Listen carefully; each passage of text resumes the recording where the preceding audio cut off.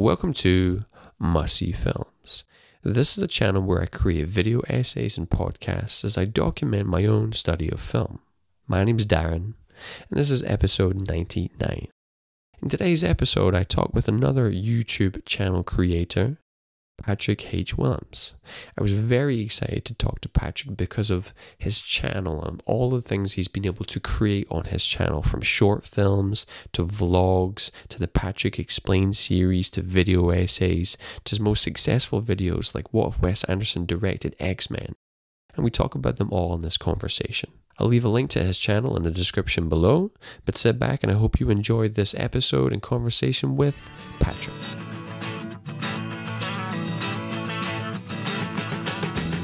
Was that? I think he's the art teacher.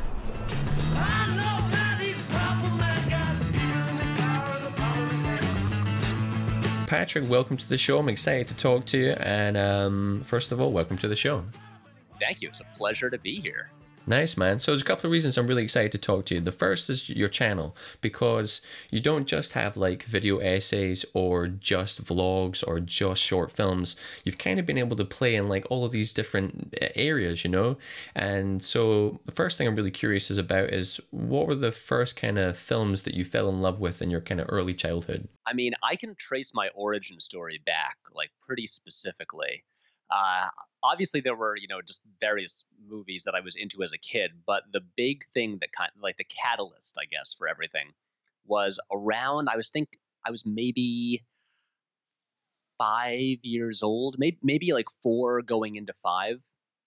And my parents showed me the 1966 Batman movie, the one, like the one with Adam West, and which is still a movie that I adore to this day. But what's funny about it is, if you watch it as an adult, it's really funny. Yeah. If you watch it as like a 4-year-old, it's the coolest thing in the world. And I became obsessed with that movie, which then led to, and it also happened to be, it was 1992, so it was the same year that like Batman Returns came out. It was the same year Batman the animated series like premiered on TV, and so it began this obsession with Batman and Batman movies, and which led to an obsession with comic books and then other movies. But it really, like, that was the movie that I would just rent over and over again from the video store, and all, I guess, like, since I kept watching it as I got older and like came to appreciate it in new ways, I realized that, I think the sort of like the colorful, like almost like pop art, that was I was incoherent there. Pop art kind of visual style to it, where it's very it's big and broad and comic booky, but it has like that 60s style to it. I like continue to I still love that.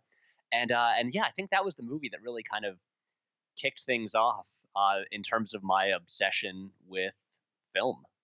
Crazy. That's amazing how people are able to track it back to like one specific moment or one specific film they went to see in the theater where it's something really resonates with them, and then it starts this lifelong obsession and kind of journey with film. And I think for me, mine was probably E.T. or the 1990 Ninja Turtles film. It was probably one of those two.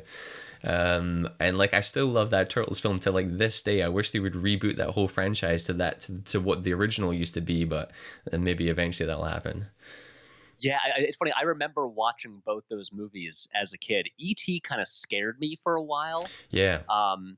And I feel like I didn't really fall in love with it until maybe when I like rewatched it in high school, and especially the part where when he's like kind of in the like incubation tank and stuff like that, like really like freaked me out when I was a kid. And actually, it's funny you mentioned Ninja Turtles, because the reason Ninja Turtles is actually like the longer version of the story I just told you. The reason my parents showed me the 1966 Batman movie was that the Ninja Turtles cartoon was out, and I wanted to watch it, and because it seemed cool, and like other kids were into it, and my parents just thought it seemed annoying and didn't want to have to deal with it, so they said, "It's too violent. You're not allowed to watch it. Here, watch this Batman movie instead." And eventually they relented, and I like watched like the Ninja Turtles cartoon and the movies and stuff like that. And Secret of the Ooze was the one that I definitely watched the most. I don't know why. Maybe I like loved the Vanilla Ice scene, but but yeah, but that definitely like factored in there. There was like, I mean, Ninja Turtles were inescapable in the early '90s. Yeah, absolutely. And then I had a kind of weird experience with E.T. I had the same thing. I watched it when I was almost too young to really understand it, so I kind of just loved it for the music and then the journey and then all the kind of characters. But then when I got a little bit older, kind of to the age you were talking about, where you actually understand what's going on and how scary some of it is, I couldn't watch that film for years. And then I came back around to really appreciate it, with the secondary appreciation as a filmmaker, and so really grew to love it again. So I had this bizarre trajectory of relationship with that movie, and it's amazing how movies you experience when you're younger, it's totally different now that you're a different age and a different place and perspective, you know? Exactly, and it's really satisfying, those instances, like with ET, where it's a movie you like as a kid, and then when you watch it, like 20 years later, and because sometimes you rewatch a movie from childhood and it's like, oh, this doesn't hold up, and then with ET, it's like, oh, this, like, I like this for a good reason because it is a masterpiece, so now I can just appreciate it on like totally different levels. So yeah, it doesn't always happen, but it's nice when it does. Yeah.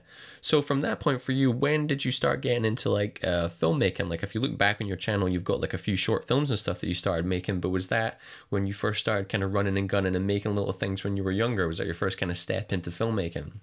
I mean, at some point, I think maybe around like 2012, like a year after I started on YouTube, I realized that I had to better curate the uh, the internet, or like what I was putting up on the internet. And so like I had a bunch of short films like from college and before that were just on there as well. And I realized people would, like, family friends would Google me and they'd be like, "Oh, yeah, I searched your name on YouTube and I saw this movie." And I'd be like, "No, no, I don't want you to say that. That's from years ago." So I made everything from before 2011 private. But I mean, I started making little movies probably in elementary school. In middle school, I feel like my first what I consider my first proper films were these stop motion animated Lego movies. Nice. Yeah, I would just like move the Legos like a frame at a time, and I made like Star Wars movies and Spider-Man movies and stuff like that. And that was around, I think, maybe 2003. I was in 8th grade at the time. I think I might have been. And but yeah, so that was it for a while. I was very interested in the stop motion animation, and uh, then in 2004, my parents bought me a little like camcorder because they were like they knew I was getting into filmmaking and wanted to do more of it. And then just through high school, like in high school, I became like the guy who makes movies. I I've got a whole like video from that I think I made about a year ago where I talk about the my early days of filmmaking. But at sort of at the end of summer vacation, I made this movie just like with one of my friends. And I came back to school when the school year started up, and I had made DVD copies and loaned them out to everybody. And then those got passed around, and suddenly like everybody saw it. And they were like, "We want in on what you're doing next." And then I started doing these like big productions, with like casts of like 20 to 30 people, and Whoa. and everyone wanted to be involved because no one else in the school was really making movies, and people thought it was cool. And yeah, and that was really kind of how I got started. And then like the end of, and because this is the thing that you do when you're like 17 or 18, at like end of high school, early college, I made a trilogy of feature films that are not good, but that's where I learned almost everything. Because when you say, I'm going to make a 90-minute action movie and do everything myself, and I have no training at all, you just have to figure it out and deal with the millions of problems that come up. And so yeah, so that was like what I learned more from doing that than I did studying film in college.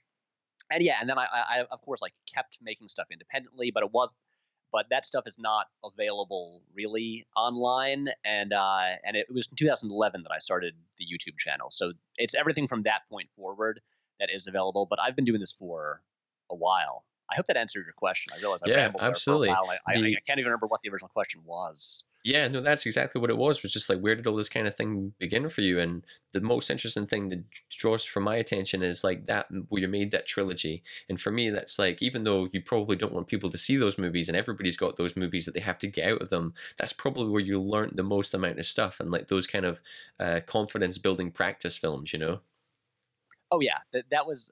I mean, I am so glad that I had those experiences, and it's the kind of thing that I feel like you're only really going to do at that age when you don't Yeah. know any better. Yep. And when you know, because everything I would make that back then would be overly ambitious, and which is good because you know by trying to do something that you don't even realize is unrealistic, you're gonna work really hard to try to make it happen. I learned important lessons like how do you shoot a car chase when you only have half an hour Yeah. before like one of the guy who owns one of the cars has to leave and stuff like that. I'd you figure out a way to do it, and yeah, like how do you make an action movie when the week before shooting your lead actor has knee surgery and can no longer walk? You figure out something, like a solution to it, and it just like through that I got good at like the best thing I got from that really was getting good at problem solving and just Yeah. finding a creative solution to anything that might come up, and yeah, and that as rough as those movies are, they were such good training, and yeah, I'm really glad I had those experiences. I mean, and I mean, as much as it's painful for me to watch the movies now, there's still like a few scenes in there where I'll look at them and be like, that was actually pretty good. Yeah, I have a similar type of thing with I did a few 48-hour film competitions when I was first trying to make little short films, and they were great because it was in that same situation like you're talking about where it forces you to make a film within a specific time, and you're faced with all these problems like people who don't show up, how do you do this, or this isn't working, your projector thing failed, and you just got to figure stuff out, and that's the whole job. And even though you kind of cringe when you look back on those things, there's like a couple of moments when you're like, yeah, that was funny, and I'm glad this worked, and this got a laugh in the cinema, so it was totally worth it. And so yeah, there's definitely some nostalgia attached to those movies, you know. Oh yeah, and I really do believe that having certain constraints, while it's Hmm. frustrating at the time, can lead to a better final product. Absolutely. And so what was your intention in the beginning, and then at what point did you recognize that it was starting to become more than a hobby and more of a serious approach to it? That's a good question. Probably, maybe around 2005, after I'd been making movies regularly, and with like actors and stuff like that, and uh, I, I I'd done like at once I'd done several of these things, and I realized like I really genuinely love this, and I don't want to do anything else. And so yeah, so it was maybe like 11th grade, my junior year of high school, that I kind of decided, okay, this is it. I I feel like I would be just sad and disappointed if I ended up doing anything else. So it's just a matter of now figuring out the way to actually make this like a viable thing to Yeah. like that I could actually yeah have a career doing, and yeah I think it was about then, and I've got my parents were very nice about it, about just saying like, yeah, that if that's really what you want to do, then that's cool. We're not going to force you to like go study something in college that will like lead to a more lucrative career. Yeah, your And plan so B. right, exactly. I Yeah. mean, they did urge me to go to a liberal arts college, just where, as opposed to like just a like straight up film school. But at this point, like most of like the good film schools are like good film programs are at liberal arts colleges anyway. But they're still like they said we want you to go to a place where if you do decide you don't want to do this, you have other options there. Yeah. But which didn't, and of course I didn't end up changing my mind. But yeah, it was probably about there that I just realized like, this is what I want to do, and now it's just a matter of, since there's no real clear career path for Yeah. filmmaking, just like, how do I get to the point where that's a thing that Yeah, that it's possible. works? And yeah, and still now, like I don't know, 10 years later or so, it's still a matter of trying to figure out like, am I doing this correctly? Should I have tried a different route to get there? Like, I don't know. There is no answer for that, but it's fun, and I've been having fun with it. Yeah. And so when did you realize that YouTube was going to be a fairly central part of that, for even just for sharing and documenting your own journey? Yeah. Okay. So I graduated from college in 2010, and I with a degree in cinema studies, which of course is a really useful degree to have. And and after that, so I got out of college, and I'm suddenly like, I don't. Okay, I want Now to make what? movies professionally. How do I do that? And I didn't really want to move to LA and then just like get people coffee for years, just working, doing like menial tasks. Because the thing is, all this time I would constantly like I'd go back home every summer, like during college, and I would just make movies and stuff like that with my friends, and I liked making stuff. I just wanted to be making stuff independently, and otherwise I would there would be no like creative fulfillment there, and so I just sort of took that almost a year like after graduating, just trying to figure out like, okay, how do I make this work? Like, what do I do? Um, and right when I was graduating college, a friend of mine sent me basically because I'd been paying no attention to YouTube as like a viable platform for filmmaking, just as like a place where there were videos, and so I was really behind the curve on that. And then a friend of mine sent me a link to what was then called the Freddie W channel, before it became Rocket Jump. And I was like, hey, there's people making these like short films and like action movies, and there's like After Effects tutorials for like the visual effects. And I was like, whoa, this is amazing. There are people actually like doing filmmaking here and making careers out of it. And then for kind of like that, the following year, I just started thinking more about YouTube as a thing, as like what could be a good option in terms of a way, like a platform to be able to make whatever you want and reach an audience and get more attention than you would by like, submitting your short film to a festival. And so then in June 2011, I began making weekly YouTube videos, and yeah, and I really kind of fell in love with it. Especially like I liked the schedule and like the rapid turnaround time, Yep. where it's like you're not going to obsess over this one short film for like half a year. It's going to be a video, and then you'll release it like in a week, and then it's immediately on to the next one. And yeah, and of course, obviously, through YouTube you can reach so many more people, and then the, I guess, more traditional filmmaking routes. And of course there is still, I don't know if stigma is the right word, but there is still that weird feeling, especially or disconnect between internet filmmaking and like quote unquote real filmmaking, where especially the people in like the film and TV industries, it's hard for them to think like, oh, this is this good internet video, or the person who made this good internet video could also make a good film. Yeah. And it's like even when the finished products look very similar, it still seems like there's this difference between the two. And I've noticed, especially in like trying to get projects off the ground, after like getting like an agent and stuff like that, and having like meetings with different companies, there still is the weird thing of like realizing, oh, I guess I still do have to.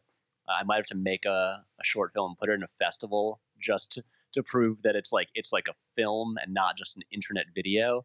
But it's a weird thing. But yeah. But I've really kind of fallen in love with YouTube and just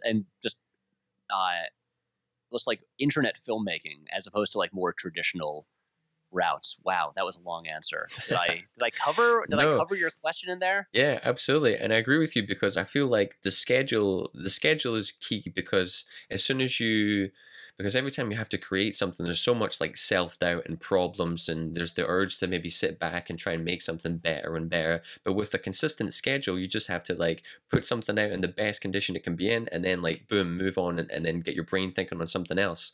And what YouTube becomes then is this kind of training ground of evolution for you trying to figure stuff out. And my hands down favorite part of YouTube is the conversation that happens like in the comments, or the people who reach out or you can connect with. And so people talk to you about your journey and about things all the time, and that's like definitely my favorite part of it. Oh yeah, that I'm totally with you on that. As much as I will say, I've pretty much stopped reading the comments on my videos in the past couple months, mostly because I was back in February. I released a video about Star Wars, and I knew that the comment section was going to be a nightmare. So I just turned off comment notifications and was like, I'm just not going to deal with that and at all. And since then, I've realized like, oh, not looking at the comments makes just is like better for my mental health. I'm just not going to do that. And because I still interact with the audience on like on Twitter and stuff like that. And but I find that that's just much healthier. And like the people usually who contact me there or talk about the videos there, you know, they're saner than a lot of the people in the comments section are. And but yeah, one of my favorite things about YouTube is just the immediate response from the audience. Absolutely. There's no, like, oh, like that's the thing. Like with more traditional routes, it's like, oh, you screen it for like a small audience at a festival, and I guess you can listen to how they react. And or of course, there's only so many movies that actually get the classic, like sort of release and distribution. But with YouTube, I put it online, and immediately, like within seconds, like thousands and thousands of people can see it, and then they can react to it, and they can enjoy it, and you can hear about them enjoying it. And that's so satisfying to me.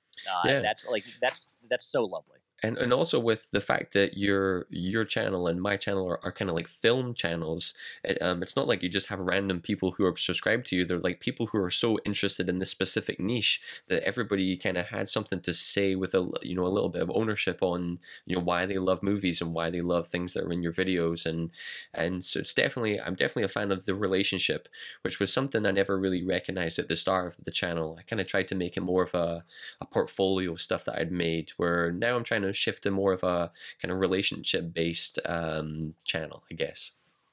I know exactly what you mean. Like, for instance, it's funny because the video that I'm working on right now, I'm almost taking like a week off, in the sense of I'm taking a week to just write several videos and get ahead on scripts for like the next couple months, because I'm always just playing catch up. And last year I made a couple of videos that were just kind of documenting writing processes for different things, and people really enjoyed them. So I realized, like, wait, I can just document myself writing like 5 scripts in 5 days, and that's a video, and people will enjoy it, which is wild. And so and that is the thing that I like about it. And I've also found that the audience on my channel, despite an occasional video, if it's, I don't know, and I'll know from the topic if it involves like Star Wars, or like I know a bit, like I did a video about film criticism that I caught a glimpse of some comments, and that they were a bit of a nightmare. But in general, like my audience is really healthy and positive and engaged, and like they're cool people. Anytime I've met a fan in real life, they've been really, really nice and really cool. And that's been great, just knowing that the people that are watching these videos are like people that I would like want to know in real life, and that I'm glad that they're watching them. And so, but yeah, and that's like just building an audience of cool people is such a rewarding experience. And knowing that they'll also be interested, not just like, oh, what I have to say about this movie, but also just like, me like talking about like my process for for like writing or filmmaking and stuff like that. I think that's great. Yeah, because I wanted to ask you a bit about your screenwriting, about some of those videos, but just on the topic of like building channels, what was one of the first kind of, I guess, viral type of videos you had? Was it your Point Break video, your X-Men video, and what was that kind of experience like? Yeah, well, the first time I had a video get any attention at all, so I mentioned that I started the YouTube channel. It was the first week of June 2011. I started making weekly videos. For many years, they were not weekly at all, but for the first year, they were weekly. And the third one I released was called Film Students Getting Punched. And that it's pretty much what it sounds like. But that video, I think it got up to about 40,000 views, which Oh, when you've never had a video get like, or I've had anything you make be seen by more than a few hundred people, 40,000 is oh yeah. massive. Like I remember like because I was living. This is like I was a year from college. I was living at my parents' house. I remember waking up one morning and my sister rushes into my room and goes, "Patrick, you're on the Huffington Post." And I was like, "What?" That like, and I'd never had like, like press for a video before, and that was crazy. And like, and all my friends, because I was working with all the same like actors and stuff that I've been working with since high school, and they were all freaking out like, "Oh my god, people are actually watching this now!" And it's like it like after years of just like making movies in our backyards, and so that was big. But then the first one that I guess came, could be called like viral in any way would be the Point Break one. Yeah. Which blew my mind because I thought no one was going to watch that. That got to like the front page of Reddit, and Oh, that's how it got all its views. And that was big and cool. And then the Wes Anderson X-Men one it's still the most successful video on the channel, and it's still probably done more for my career than anything else I've made, just in terms of like the meetings it led to, and like the the opportunities that came along because of it, the just like the attention that it brought, the media attention that it got. That was still I mean that was the biggest, and it's still the biggest. And yeah, I've got to say, like the 2 days after releasing that video were really really cool. Just knowing that this thing that we worked on for a while was like being enjoyed by a lot of people, and they were really excited about it. And yeah, and that felt really good. That was a fun time. nice. I mean, there's nothing better than, I mean, I've had the experience both ways where you make something, you put so much time and effort into it, and it's your favorite project ever, but then it gets like 0 views. And then also had the experience when you make something and you think, well, this could be okay, but it either gets shared somewhere or somebody reviews it or it kind of gets linked somewhere. And then because of that, it like pops. And so it's so weird how those things happen, you know? I know, but I'm so familiar with both of those experiences. Yep. More so the one where you put a ton of effort in and think like, okay, this is going to be the one. Like Yeah. this video, this is going to do well, and then it doesn't do great. I mean, I've had like 2 this year that I were like, okay, I'm so proud of this. I've like worked so hard on this. I really think this video is gonna like be a success, and they didn't do much at all. And then but yeah, I mean, like the video I did about Marvel's color grading, the why do Marvel's movies look kind of ugly. I thought no one was gonna watch that thing.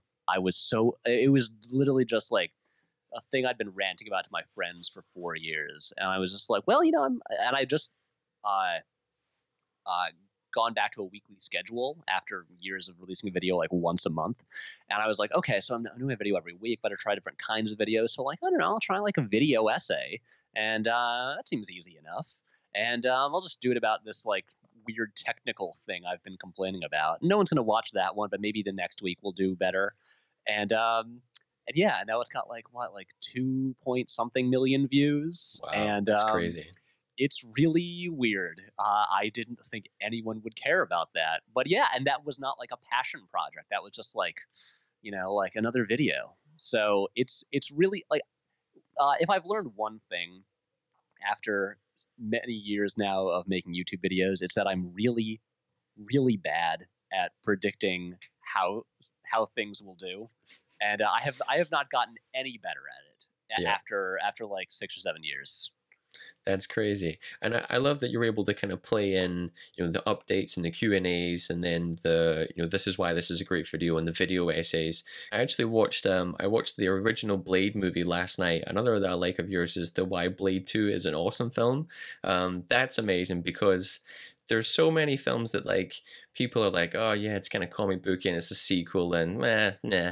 But like some of those movies are awesome, and so I like how you can voice your opinion and perspective on those kind of things as well. Thank you. Yeah, I mean, I stand by every word I said about Blade 2. I think it rules, and that series, the Patrick Explains series, the one where I monologue to my parents about different movies. Like, it's funny. People are always like requesting movies for that series and be like, oh, talk about this. And people tend to request movies that are like generally they're like already popular or that people talk about a lot. And I'm like, the whole point of the series is to like discuss kind of movies that I think are underrated or underappreciated or don't get talked about enough. And so I don't need to do a video about like, I don't know why Blade Runner is great. Yeah, because it's just like apparent. Right, like that's been covered. Like that's not news to anybody. But Blade 2 doesn't get talked about like as much as I think it should.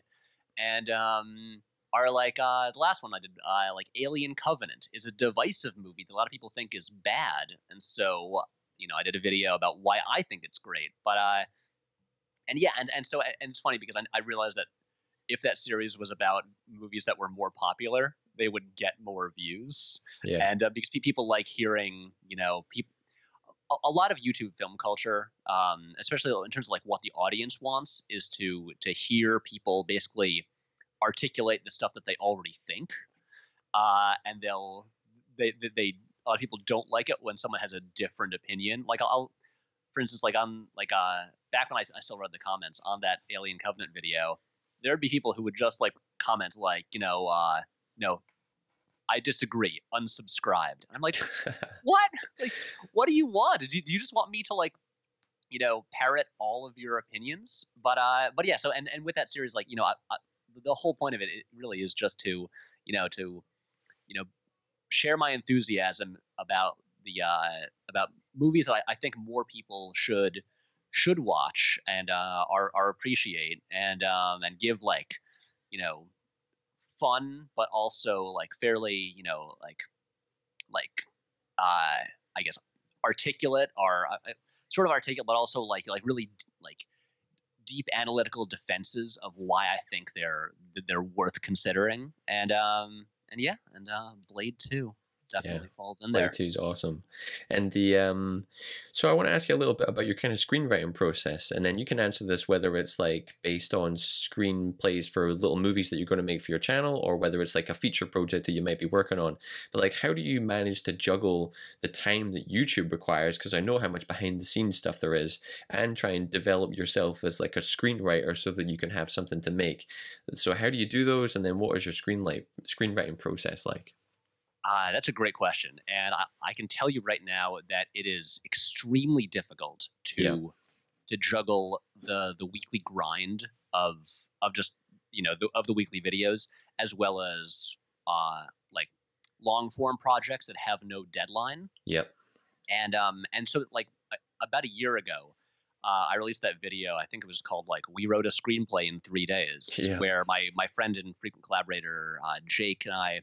We locked ourselves in an apartment for 3 days and wrote a first draft of a 120-page screenplay, and part of the reason that I wanted to do it that way is that we had been working on and off on that project for at least a year. Just like we'd meet up occasionally and like talk about it and like work on like the story and outlining it, and it was moving so slowly that I was like, I don't know when like.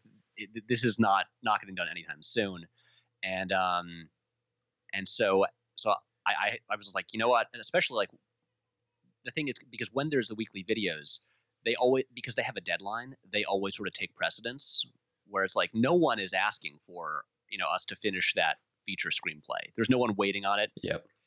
no one else even knows about it. And so if it doesn't get done, no one but us care. And so it's never as high a priority. But I was like, if we uh, give ourselves this rigid deadline of like 3 days, and also we can turn it into a video, and by just documenting the process, so we get a weekly video out of it, and we've just forced ourselves to like to have this deadline where we just can't leave the apartment until we finish.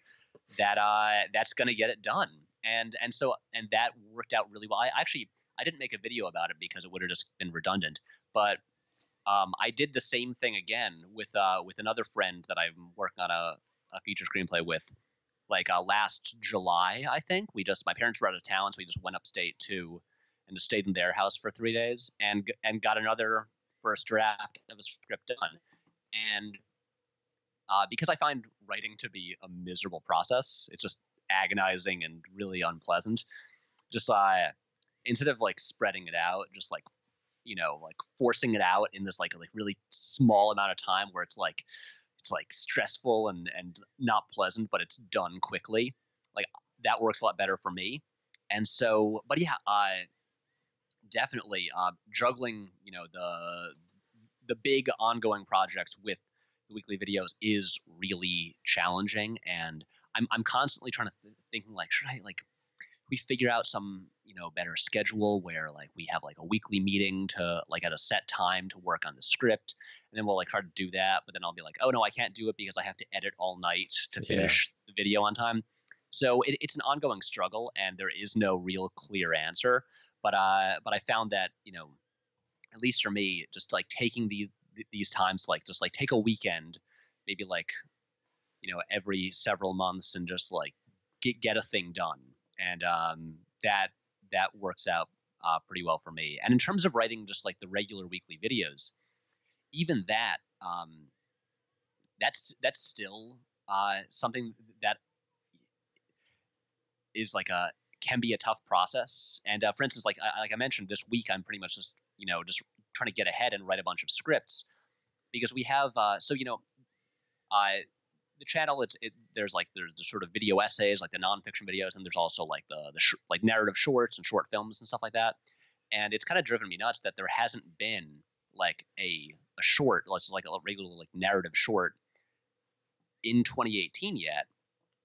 And the problem with that is we've got this whole list of things to make, but because the schedule for the other videos is so intense, and you often with the video essays, I'm writing them while they're in production. So I'll have like an outline, but I'll still be like, but they'll be changing through the whole process. Like the day before I release it, I'll like rewrite a section and then like, like shoot a new scene. It's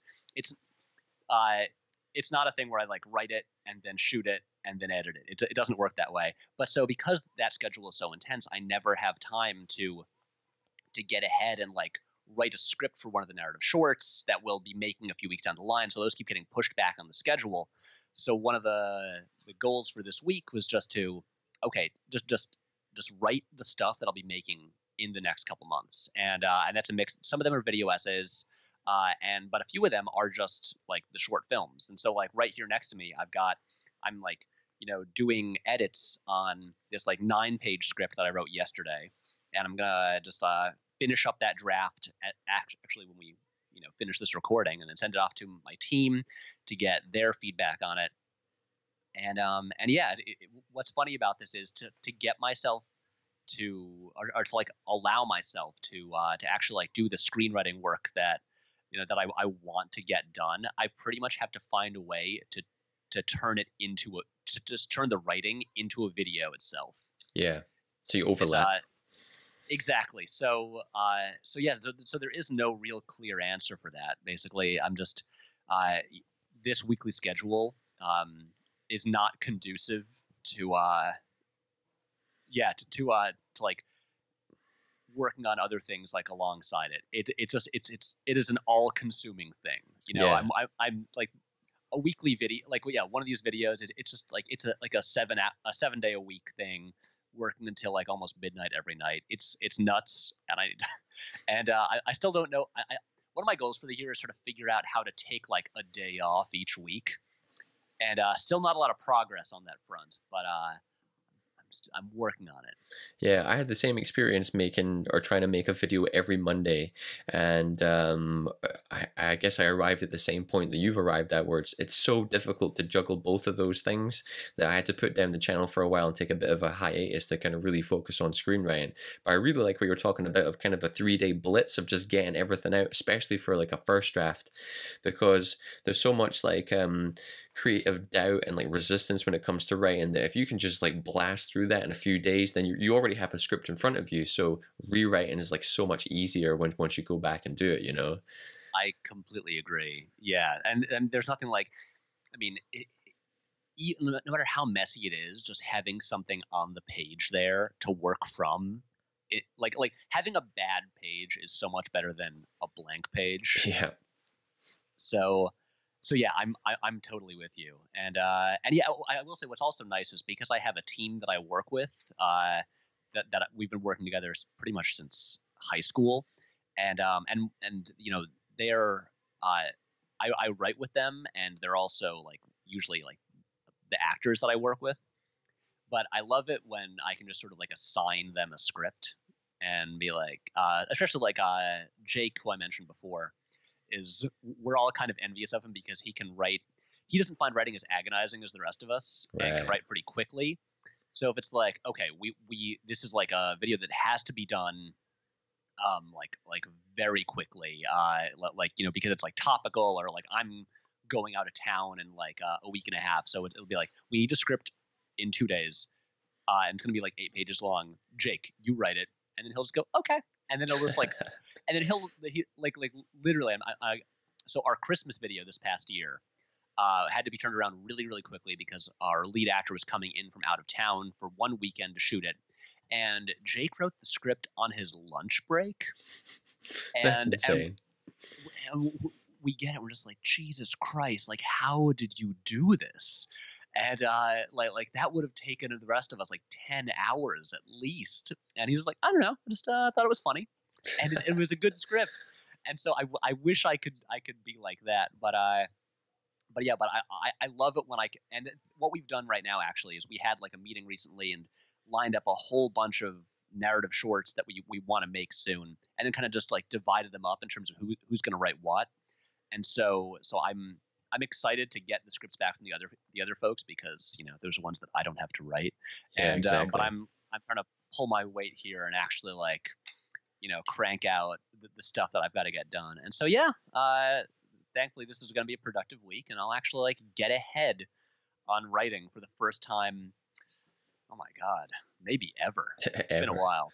How do you plan ahead then? I know you're talking about preparing other videos, but do you have like a specific schedule of like the next 6 months? You know you're going to cover these kind of video essays, and you'd like to make this handful of short films. And like, do you plan that far ahead in the film, or is it just like the next couple of weeks of immediacy that you think about?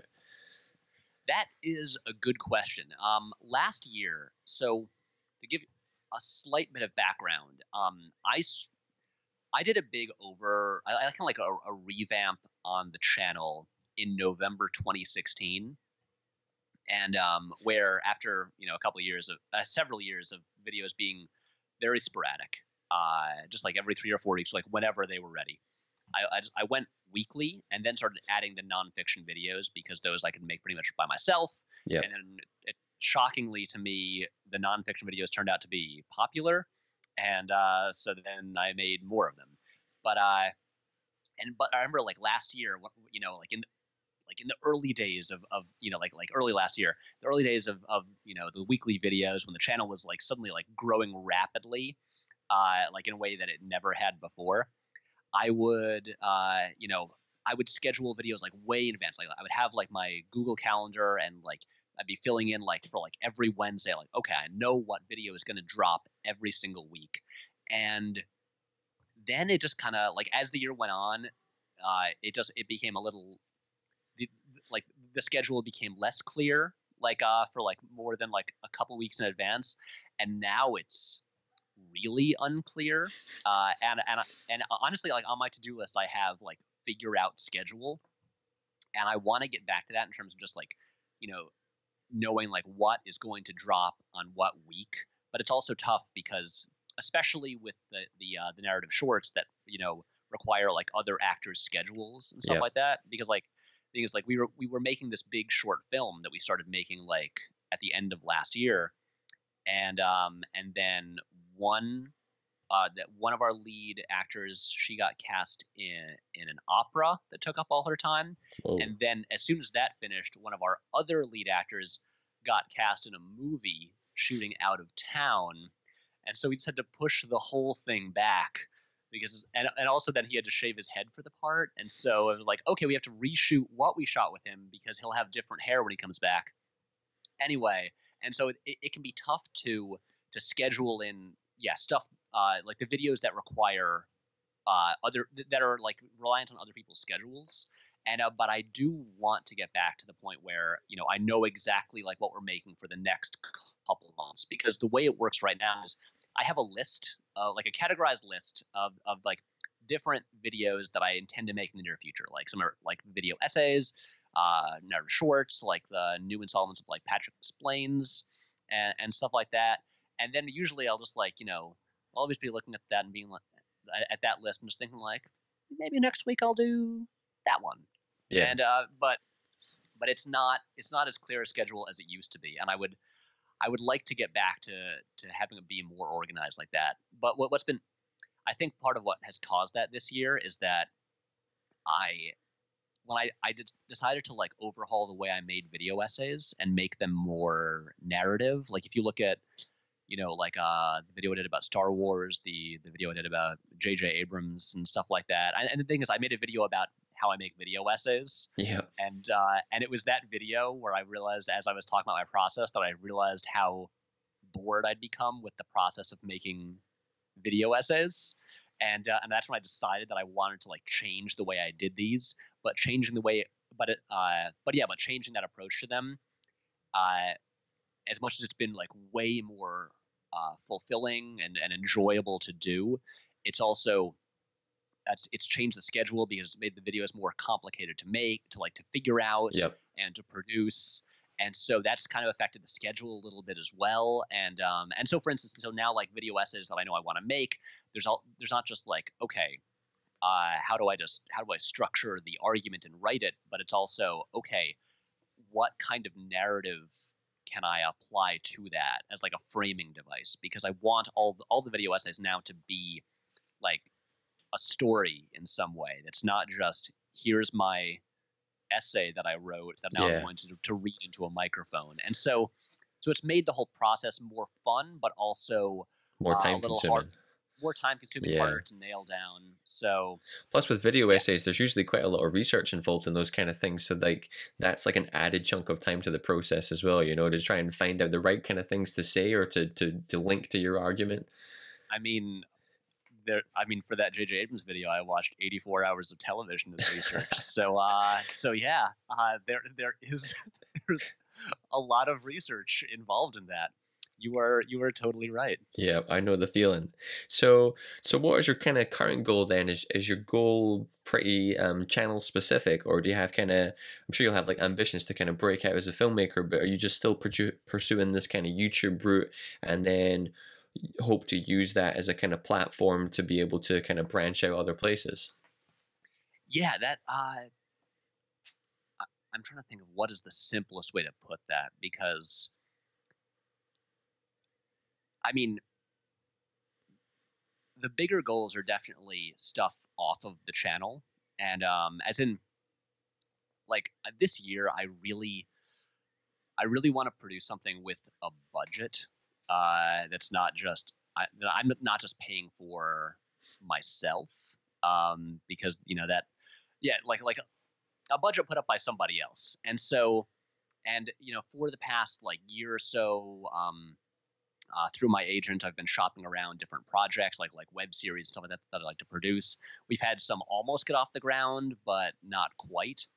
And so at this point this year, I'm still trying to figure out if I want to crowdfund one of those projects and just like find, it's like, because I've got an audience now, so like that maybe if I'm like, hey guys, we're finally making a thing with the budget, maybe we could actually get that funded. and but there's also some like bigger short films that I'd like to make as well.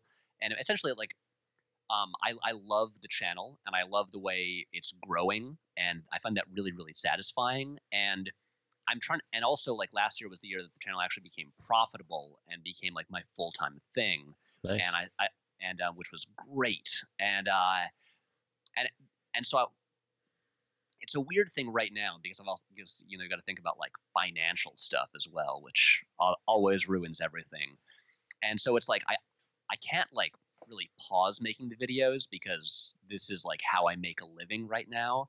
But it's also like I'm trying to figure out some way where I can, have the channel be like, like self-sustaining, but then also, find a way to, whether it's like on the channel or just like totally separate from the channel, produce some larger stuff. Because, at the end of the day, like if I want to, get to the point where, I'm like making feature films with budgets, I've got to actually just like go and like make something that's pretty much like a calling card, Yeah. and to be like look, here's the thing that I can direct. And so I don't have a clear answer for you, but yeah, but like I definitely want to keep the channel going and keep doing what I'm doing, keep like making it better and better. And I mean, honestly, it would be great if all of a sudden we just got like 1 million subscribers, and suddenly the channel just became like immensely profitable, and I could just be like, oh, cool, I'll just take a month off, and I'll Yeah, you go know film something. I'll go shoot like a web series, but it's not there yet. And so it's this weird tension of being like, you know, do I just like keep doing this, or do I like like jump into like this thing that's like more of a risk, but then may really pay off. And but yeah, but that's like what filmmaking always is. Yeah, And absolutely. so that's pretty much it. But I can tell you that, okay, simple answer. There's gonna be very cool stuff on the channel that I'm excited about, and I think the channel's getting better all the time. I'm excited about where it's going and the stuff that we're doing right now. But this year, there's also going to be some bigger projects. I can't tell you exactly what ones they'll be because I'm not even sure myself. But I'm definitely. I'm not gonna let myself go through 2018 and not make something bigger and more ambitious. So Nice. I Well, hope that works. so not much is like not you're also juggling all of these different things and these different ambitions, but you also started a podcast as well. So like as if you didn't have like enough time to do things. I know that is true. Yeah, we did start a podcast recently. It is the podcast is called We Heart Hartnett. It is a podcast that explores the filmography of the actor Josh Hartnett, movie by movie. We only launched like 2 weeks ago. I came up with the idea last fall. We started, I think, recording it maybe in December, and have been banking episodes. And recently, have been upgrading like all our audio gear with new mics and a mixer and all that stuff. And it's hosted by myself, and then Matt Torpy and Jake Torpy, brothers. Who Matt's also my roommate, and I've known them since high school. I mean, if you've seen any of the videos, they've been a part of this since the beginning.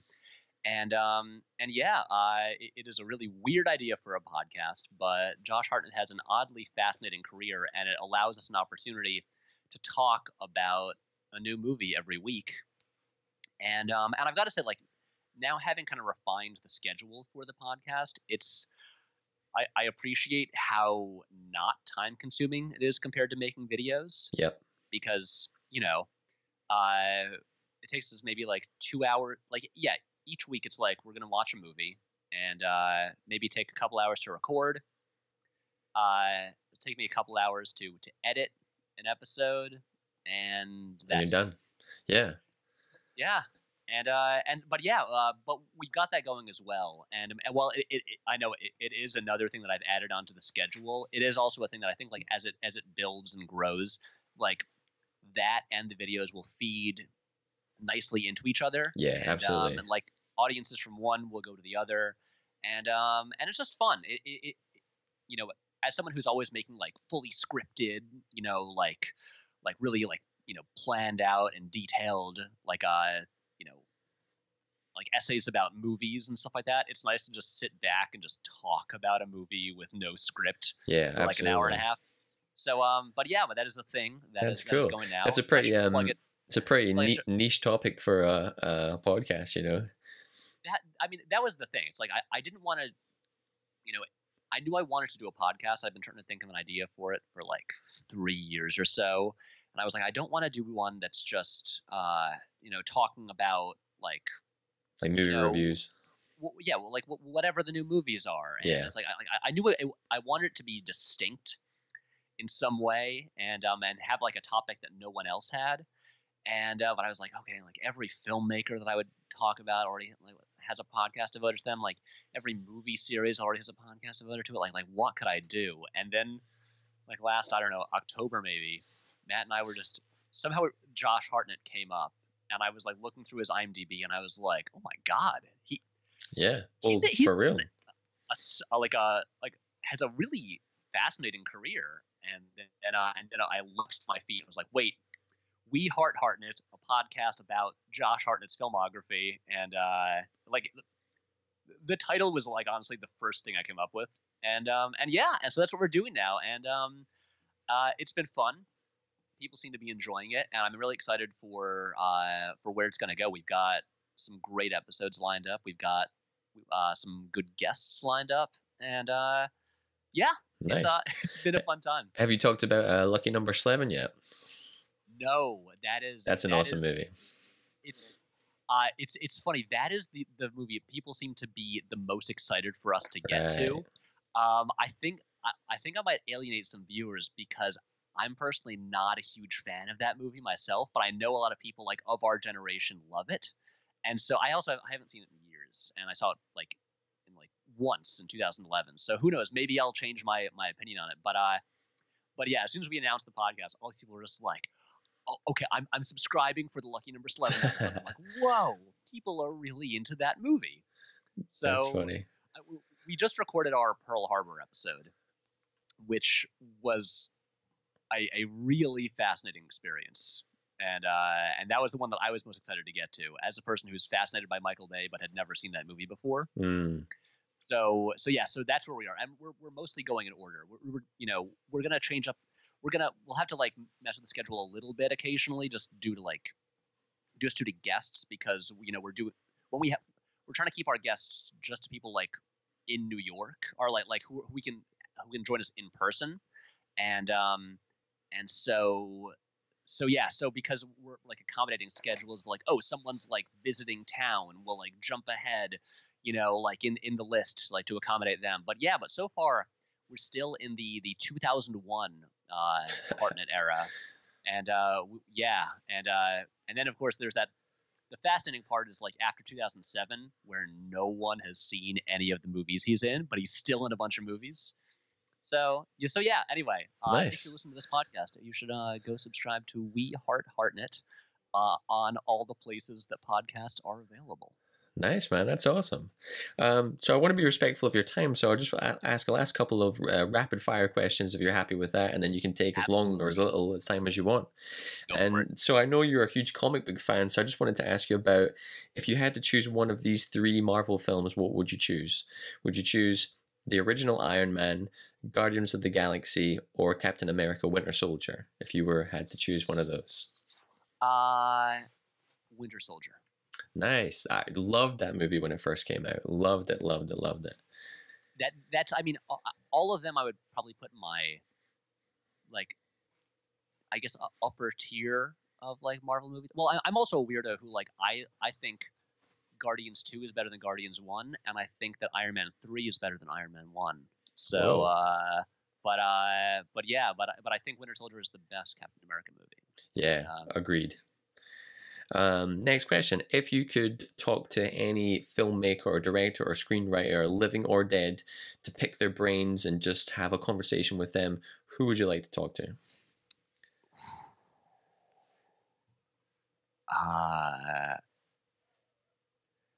You know what? I just want to have a long chat with Steven Spielberg about Indiana Jones and the Temple of Doom, because I love that movie. That is actually going back to like your original question. That is one of the like really like significant movies in terms of like my early like movie watching experience. And yeah, that's the one that's huge for me, and I love that movie very much. And I know he is kind of down on it. I just want to be like, Steve, come on. what's your problem with Temple of Doom? Like you need to reevaluate that. And I just want to know about like the making of it and stuff like that. So yeah, I mean, I could give you like 100 answers to that question, and honestly, after doing that J.J. Abrams video, I really want to sit down with him and mostly ask about just questions about Felicity after putting all that time into it. But yeah, I am gonna say I'd like to chat with Steve about Temple of Doom. Nice. What resources or advice would you give to anybody who's looking to like study film or start out on this kind of journey, and even kind of at yourself when you were kind of at a younger stage? Resources, books, or advice? In terms of resources, it's that's a funny question because, or a funny thing to think about, because it's so much different now than it was when I was starting in like the early to mid 2000s, because everyone now has a camera in their pocket and YouTube and all of these things. And there's now like there's so many good, some like free lessons and tutorials on the internet that people can access, and that weren't around. And so, but I mean, honestly, like I think the most important thing, especially like before you even have to deal with the like, should I go to film school or not question, is just start making movies with whatever you have available to you. And especially like if it's just your phone, there's there's plenty of great guides to like how to you know you know how to use like your iPhone camera for like cinematography, and how to get the most out of that and stuff like that. But yeah, like start doing it and do it a lot, because everything you make is going to be bad for a while. Agreed. And so exactly. And so yeah, like before you even think about like going to film school, make sure that you like making movies. Just in the first place, when you have no resources and no money, and yeah, and just keep doing it and just figure out if you actually like it, because that's the thing. Like I know people who made like maybe like a couple movies in high school but didn't do it really regularly, and then went to study film, and then discovered in their film program like, wait, I don't really like doing this very much. Whoa. And now I'm here. So yeah, like if you're going to go to film school, make sure that like you are obsessed with making movies, and it is definitely what you want to do. So yeah, I feel like that's like the obvious answer, to just make stuff all the time, always. Yeah, and get used to problem solving all the time, because that's like a key skill you're going to need all the way through, problem solving. Yeah, that I remember the thing that would always drive me nuts, and I'd hear from like other people in high school and stuff like that, and being like, well, like we need this one thing to like to make this movie, so, and it's like I don't know if we can find it, so we're just not going to do it. And they just find like lame excuses like that to not make something. And yeah, that doesn't fly. Like figure something out. Just do it. Rewrite around it. So last question, kind of, we talked about this a bit earlier when we were talking about Blade 2, but the last kind of question is there an underrated film that you would invite people to have a look at? Anything you've seen recently, or something you think deserves a bit more attention and time? I'm sure that I have an answer to that. Well, actually, I can tell you, this is, and I'm going to mention this in the video I'm working on anyway. But so then, for actually, like later today, I'm going to be writing the script for the next Patrick Explains video, which is the videos where I basically argue in terms of like why, or I guess argue about like why people should see a certain movie. And I know that this is a bigger thing in the UK than it is in America. But this video is going to be devoted to the two Paddington films, which in particular, the second one, which I know it only came out in 2018 here in the US, but I still think is the best film of 2018 so far. And those have been, were not big hits in the US, and I think are both excellent. In particular, the second one, which I think is a truly phenomenal film. And yeah, I think everyone, no matter what age or what your taste is, watch the two Paddington films and experience true joy, and also just like straight up great filmmaking, Yeah. and really really tight, economical, and effective writing. So so yeah, I've been arguing in favor of those movies like all for months now, and like on this campaign to like convince everyone I know to watch them. And so yeah, Nice. that's my answer. It's funny that you should mention that, because outside of YouTube, I work in education, so I work around a lot of kids and children. And Paddington 2 is like the now Frozen movie. Like everybody loves Paddington 2, and also like parents that I've spoke to that have to watch kids movies with their kids love it. So across the board, everything that I've heard, I don't know if it's because a UK thing or not, but it's like a killer movie. Wait, have you seen it? I haven't seen it, but I loved Paddington as a child. But the second one is the best one. Apparently, people have been talking about it. Yeah, I mean, the movies are fairly similar. It's not like the first one is like all right, and the second one is drastically different. I think that the second one basically just improves upon the first in every way. While I mean, it's like the same cast. It's being made by the same, like Paul King directed them both. But I mean, the first one is excellent, but the second one, it's just, and it's funny that you say that it's sort of like like the new Frozen over there, because in the US, is. like in the US, I'll mention to people and they'll be like, oh, I never would have thought that was like good. Just people just kind of assume it's another one of the like oh, human cast in a CGI talking animal movies, and because the thing is like the Paddington books they're like over here in the US, but I feel like over in the UK, those books are kind of like what Dr. Seuss books are here, like just staples of everyone's childhood, and it's not as like culturally significant over here. And so the movies, like while they did okay at the box office in the US, they were not like a really big deal. And so I've been just like this one-man crusade to get everyone to see the Paddington films, and so far everyone that has like listened to my advice and seen them, they've just come back and said you were right. Those were so great. And so yeah, so that's look, I'm like like number one Paddington fan in the US, and so I'm making a whole video about why people should see those movies, and that is my answer. Nice. Well, great. Well, thanks for doing this, man. I'll leave all in the description below a link to your channel and to your podcast, and that was great. It was a good conversation. Thanks for doing this, man. Hey, I had a blast. Thank you so much for having me. Thank you for asking just really good, insightful questions. Apologies for rambling incoherently, for way too long, as I will have a tendency to do when good, thoughtful, open-ended questions are asked of me. But yeah, I had a great time. That's it. Nice, man. So I hope you guys enjoyed the episode and conversation there with Patrick H. Willems. And if you would like, there's a few different ways you can support this channel. The first is by subscribing on YouTube. That is the thing that helps me the most. The second is through Patreon. Patreon is a support system for artists and creators, and it allows people who are interested and fans of the content to give any amount to help support that artist. Kind of like a tip jar for artists. And the best way to follow me at the moment is on Instagram with _mustyfilms_.